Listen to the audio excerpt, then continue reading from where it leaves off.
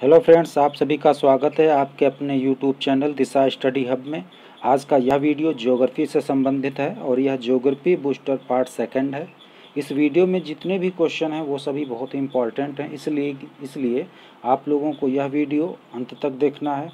जो अगर अभी तक हमारे यूट्यूब चैनल को सब्सक्राइब नहीं किए हैं तो ज़रूर कर लें और हमारे वीडियोज़ को ज़्यादा से ज़्यादा शेयर और लाइक करें। तो चलिए शुरू करते हैं आज के पहले क्वेश्चन के साथ। पहला क्वेश्चन है कि पृथ्वी एवं सूर्य के बीच निकटतम दूरी कब होती है। तो इसका करेक्ट आंसर है 3 जनवरी। 3 जनवरी को पृथ्वी एवं सूर्य के बीच निकटतम दूरी होती है और इस घटना को क्या कहते हैं?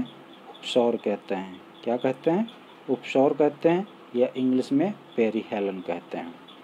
बढ़ते हैं नेक्स्ट क्वेश्चन की ओर। अगला क्वेश्चन है पृथ्वी एवं सूर्य के बीच अधिकतम दूरी कब होती है।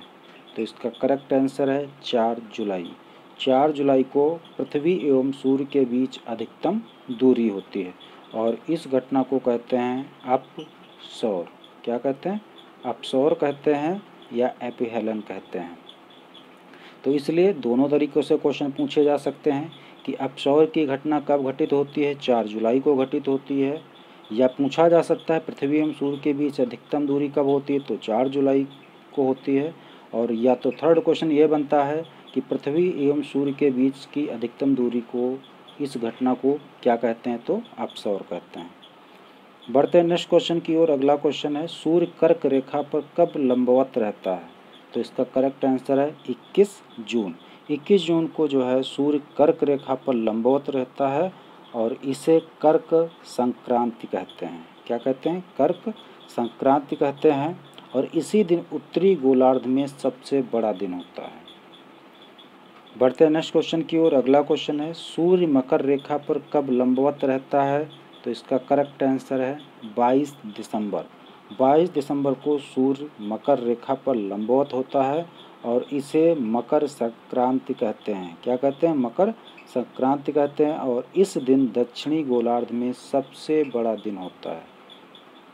इस दिन दक्षिणी गोलार्ध में सबसे बड़ा दिन होता है। बढ़ते हैं नेक्स्ट क्वेश्चन की ओर। अगला क्वेश्चन है कि किस समय पृथ्वी पर दिन व रात बराबर होते हैं। तो इसका करेक्ट आंसर है 21 मार्च व 23 सितंबर। 21 मार्च व 23 सितंबर को पृथ्वी पर दिन व रात की अवधि बराबर होती है।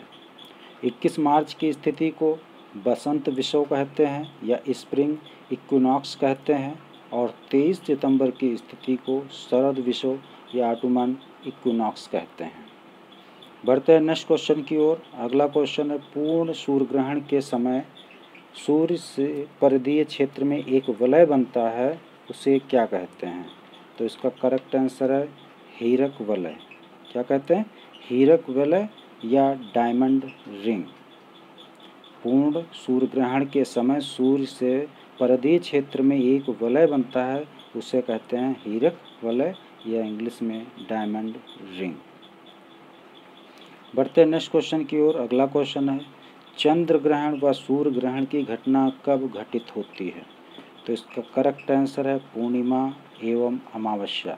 मतलब कि चंद्र ग्रहण जो होता है वह पूर्णिमा के दिन होता है और सूर्य ग्रहण होता है वह अमावस्या के दिन होता है। अच्छा, ये जो चंद्र ग्रहण की घटना या सूर्य ग्रहण की घटना होती है, इसमें क्या होता है? तो इसमें जब कभी दिन के समय सूर्य एवं पृथ्वी के बीच में चंद्रमा आ जाने से सूर्य की चमकती सतह चंद्रमा के कारण दिखाई नहीं पड़ने लगती है, तो इस स्थिति को क्या कहते हैं? सूर्य ग्रहण कहते हैं। और जब सूर्य का एक भाग छिप जाता है तो इसे आंशिक सूर्य ग्रहण कहते हैं और जब पूरा सूर्य कुछ क्षणों के लिए छिप जाता है तो उसे पूर्ण सूर्य ग्रहण कहते हैं। और पूर्ण सूर्य ग्रहण हमेशा अमावस्या के दिन ही होता है। बात कर लेते हैं चंद्र ग्रहण की। तो जब सूर्य और चंद्रमा के बीच पृथ्वी आ जाती है तो सूर्य की पूरी रोशनी चंद्रमा पर नहीं पड़ती है और इसे क्या कहते हैं? चंद्र ग्रहण कहते हैं। और चंद्र ग्रहण हमेशा जो है वह कब होता है? पूर्णिमा को होता है। लेकिन प्रत्येक पूर्णिमा को चंद्र ग्रहण नहीं होता है। इसके पीछे भी लॉजिक है, क्योंकि चंद्रमा और पृथ्वी की कक्षा पथ में 5 डिग्री का अंतर है। इसके कारण जो होता है चंद्रमा कभी कभार पृथ्वी के ऊपर या नीचे से गुजर जाता है, जिसके कारण प्रत्येक पूर्णिमा को चंद्र ग्रहण नहीं होता है। बढ़ते हैं नेक्स्ट क्वेश्चन की ओर। अगला क्वेश्चन है दो अक्षांशों के बीच की दूरी लगभग कितनी होती है? तो इसका करेक्ट आंसर है 111 किलोमीटर। 111 किलोमीटर दो अक्षांशों के बीच की दूरी होती है, या कभी कभार आपको लिखा मिलेगा एक अंश की अक्षांशीय दूरी लगभग कितनी होती है, तो 111 किलोमीटर होती है। बढ़ते हैं नेक्स्ट क्वेश्चन की ओर। अगला क्वेश्चन है, देशांतर की दूरी तय करने में पृथ्वी को लगभग कितना समय लगता है? तो इसका करेक्ट आंसर है 4 मिनट। एक देशांतर की दूरी तय करने में पृथ्वी को लगभग कितना समय लगता है? 4 मिनट लगता है। बढ़ते हैं नेक्स्ट क्वेश्चन की ओर। अगला क्वेश्चन है, भारत में सर्वाधिक पूर्व मतलब कि अरुणाचल प्रदेश एवं सर्वाधिक पश्चिम मतलब कि गुजरात के द्वारिका में स्थित स्थानों के स्थानीय समय का अंतर मिलता है। मतलब कि उनके स्थानीय समय में कितने का अंतर मिलता है? 2 घंटे का अंतर मिलता है। किसके किसके बीच? पूर्व के अरुणाचल प्रदेश और सर्वाधिक पश्चिम में गुजरात के द्वारिका के स्थानों के स्थानीय समय में 2 घंटे का अंतर मिलता है।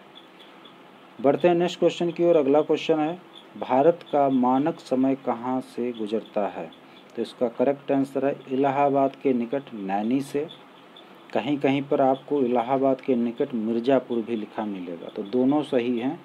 इलाहाबाद के निकट नैनी से भी कह सकते हैं और इलाहाबाद के निकट मिर्ज़ापुर से भी कह सकते हैं।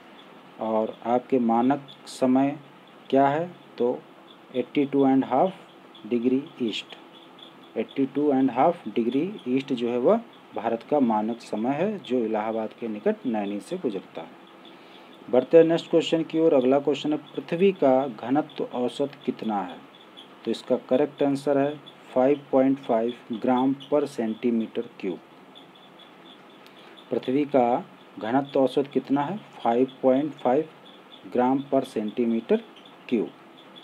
बढ़ते हैं नेक्स्ट क्वेश्चन की ओर। अगला क्वेश्चन है, उपसौरिक एवं अपसौरिक को मिलाने वाली काल्पनिक रेखा सूर्य के केंद्र से गुजरती है और इसे क्या कहते हैं? तो इसका करेक्ट आंसर है एप्साइड रेखा। एप्साइड रेखा जो है वह एक काल्पनिक रेखा है, जो उपसौरिक एवं अपसौरिक को मिलाने वाली काल्पनिक रेखा है, जो सूर्य के केंद्र से गुजरती है। बढ़ते हैं नेक्स्ट क्वेश्चन की ओर। अगला क्वेश्चन है, भूमध्य रेखा कितने अंश की अक्षांश रेखा है? तो इसका करेक्ट आंसर है 0 अंश। 0 अंश की जो अक्षांश रेखा है उसे भूमध्य रेखा भी कहते हैं। मतलब कि भूमध्य रेखा कितने अंश की अक्षांश रेखा? 0 अंश की है। बढ़ते हैं नेक्स्ट क्वेश्चन की ओर। अगला क्वेश्चन है, भूमध्य रेखा के उत्तर में 23.5 डिग्री अक्षांश रेखा को क्या कहते हैं? तो इसका करेक्ट आंसर है कर्क रेखा। क्या कहते हैं? कर्क रेखा। भूमध्य रेखा के उत्तर में 23.5 डिग्री अक्षांश रेखा को क्या कहते हैं? कर्क रेखा कहते हैं। और दक्षिण में 23.5 अक्षांश को मकर रेखा कहते हैं। ये उत्तर की बात है। और दक्षिण में क्या बोलते हैं? मकर रेखा। 23.5 अक्षांश रेखा। बढ़ते हैं नेक्स्ट क्वेश्चन की ओर। अगला क्वेश्चन है, 0 डिग्री देशांतर रेखा कहाँ से गुजरती है? तो इसका करेक्ट आंसर है ग्रीनविच वेधशाला। ग्रीनविच वेधशाला से 0 डिग्री देशांतर रेखा गुजरती है। बढ़ते हैं नेक्स्ट क्वेश्चन की ओर। अगला क्वेश्चन है, दो देशांतर रेखाओं के बीच की दूरी को किस नाम से जाना जाता है? तो इसका करेक्ट आंसर है गोरे। दो देशांतर रेखाओं के बीच की दूरी को किस नाम से जाना जाता है? गोरे के नाम से जाना जाता है। बढ़ते हैं नेक्स्ट क्वेश्चन की ओर। अगला क्वेश्चन है, शून्य अंश अक्षांश एवं शून्य अंश देशांतर एक दूसरे को कहाँ काटती हैं? तो इसका करेक्ट आंसर है अटलांटिक महासागर। शून्य अंश अक्षांश और शून्य अंश देशांतर एक दूसरे को कहाँ काटती हैं?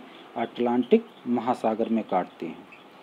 बढ़ते हैं नेक्स्ट क्वेश्चन की ओर। अगला क्वेश्चन है, अंतर्राष्ट्रीय तिथि रेखा किस देशांतर को कहा जाता है? तो इसका करेक्ट आंसर है 180 डिग्री देशांतर। 180 डिग्री देशांतर को अंतर्राष्ट्रीय तिथि रेखा कहा जाता है।